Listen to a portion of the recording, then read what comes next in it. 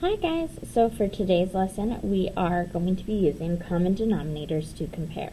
So we already know how to find a common denominator, we already know how to change it. Today all we're doing is putting those skills into practice.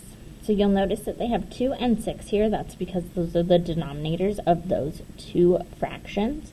And we're going to find the LCM. Remember, you always want to find the LCM, the lowest common multiple, because that's going to be the same thing as your common denominator. So 2, 4, 6, that's going to be the same as 6. So we know that our LCM is 6. So we're not going to change this fraction, we're only going to change this fraction.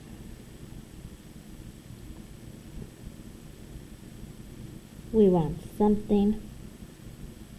So that 6 is our common denominator. 2 times what equals 6? 3. Since I want to multiply by 1, not to change the value, just to change the numbers, 3 over 3 is equal to 1.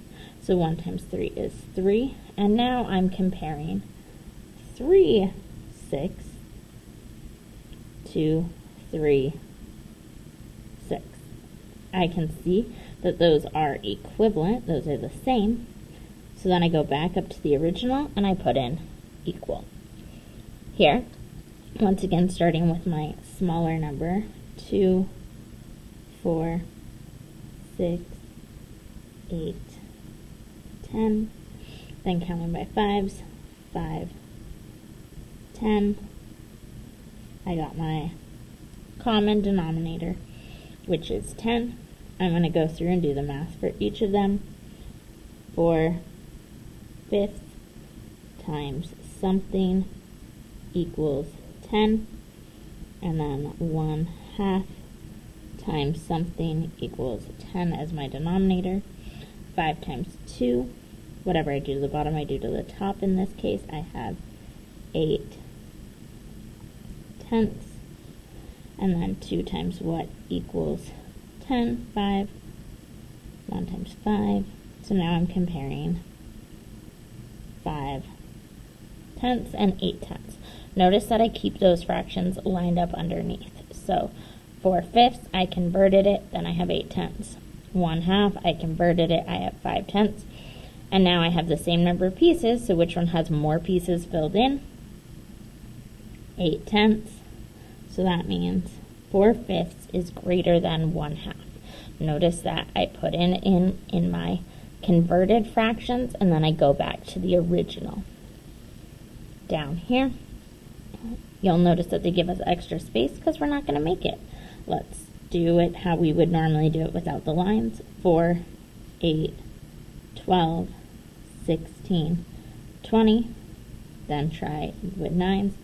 9, 18, 27, 36, 45, and go back up to 4s. 24 doesn't match. 28, not yet. 32, not yet. 36, there it is. So I need to convert 3 fourths to have 36 as my denominator, and I need to convert 6 ninths to have 36 as my denominator. If you needed to use extra space, you could, but notice that I just want to keep these kind of aligned below, and that's why I do not have extra space.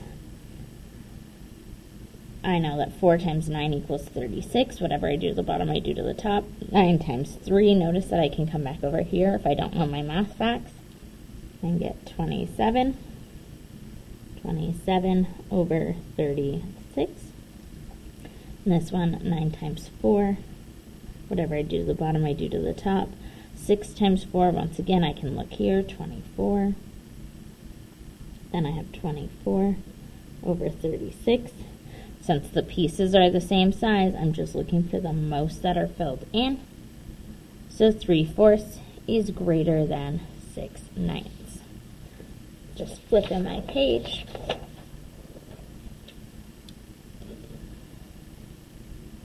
Doing the same thing here. I'm counting by threes. 3, 6, 9. Ooh, perfect, I got it there. Notice that even though it has all the lines, I'm not going to use them if I don't need to. Just going to change 1/3. So it has 9 as my denominator, multiplying by 3. 3 times 3 is 9. 1 times 3 is 3. So now I have 3/9 compared to 8/9. Since the pieces are the same size, I'm looking for which one has the most. 1/3 is less than 8/9. Counting by 2s. 2, 4, 6, 8, 10. Counting by 7s. 7, 14, 21, 28, 35. Counting, going back up to 2s, 12, 14, perfect, stopping there. Got to change both of them. 1/2 times something equals a denominator of 14. 5/7 times something equals a denominator of 14. 2 times 7 equals 14. Whatever I do to the bottom, I do to the top. 1 times 7 is 7. I have 7/14 here. Since I'm multiplying by 1, 2 over 2 equals 1. 10/14. I can see which one is bigger because they have the same number of pieces. Now, finding the LCM is a great way to do it, but there's another trick that you can do too. This only works if you're dealing with 2 fractions. There will be times that you'll be dealing with more than 2 fractions, so it won't work. But if there's only 2, you can do cross multiplication. And how you do that is you take your denominator of one fraction and you multiply it by your numerator of the other, and you get your answer. So 4 times 1 is 4. And then 3 times 3 is 9. Which is bigger, 9 or 4? Well, since 9 is bigger, you know that that fraction's bigger. So on this one, we'd multiply 5 times 5 is 25. And then I'd multiply 7 times 4 is 28. 28 is bigger than 25, so I can see that that fraction's bigger. Like I said, this is a super cool trick. If you remember, it only works if you have 2 fractions. 9 times 2 is 18. 4 times 3 is 12. 18 is bigger than 12. So 3/9 is less than 2/4. 7 times 2 is 14. 3 times 5 is 15. Writing these little numbers up top, that would be enough to prove your work on a test or anything like that. 1 times 8 is 8. 4 times 1 is 4. 8 is bigger than 4. So that will work. Once again, showing me just those numbers is the same thing as proving your work, or you can prove your work this way. Either way will absolutely work on a test. You'll see these will come in word problems too. So we're going to do a couple really fast to kind of help show you what those are going to look like. Jenny had a pizza that was divided into 8 equal slices. She ate 3 of the slices. Danny has a pizza that's the same size, but his is divided into 4 equal slices, and he ate 3 of his slices. Who ate more?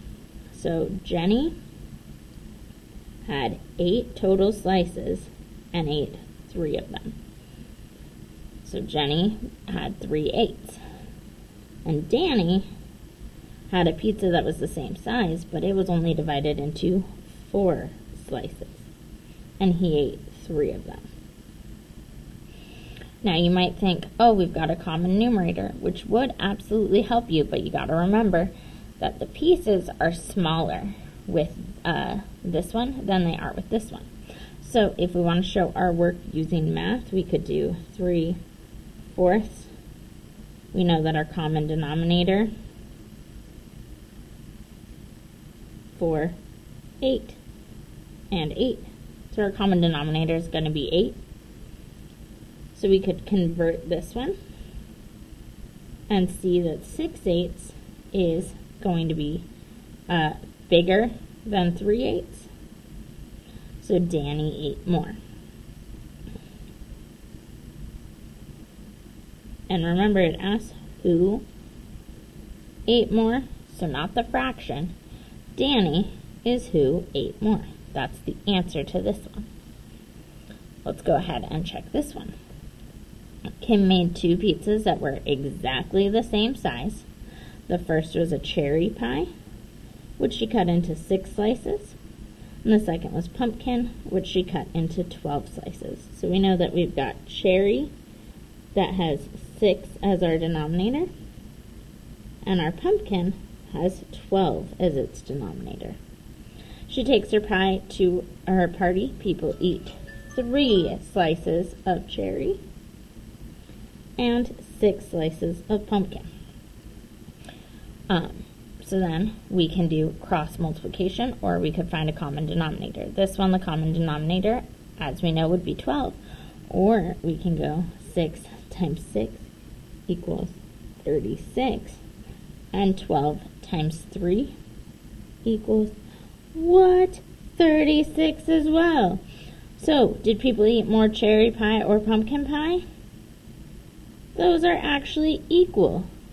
They ate the same.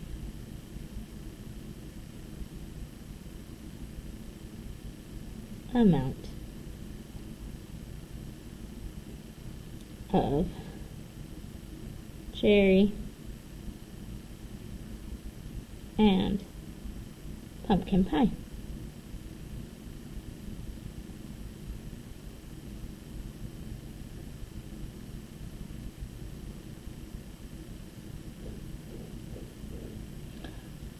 Now, last one.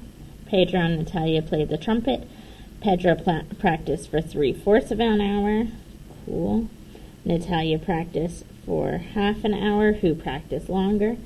Well, we're going to take Pedro with 3/4 versus Natalia with 1/2. Once again, I can cross multiply, or I can find a common denominator. If I cross multiply, I'm going to get 4 and I'm going to get 6. So I can see that Pedro did. And then if I want to check my work, I know that my common denominator is going to be 4. So I'm going to check my work using our math. 2 times 2 equals 4, timesing by 2. So I have 3/4 compared to 2/4. Once again, I can see that Pedro practiced longer, because it's asking who, not the amount. There's a bunch more practice problems. Please try them out on your own today.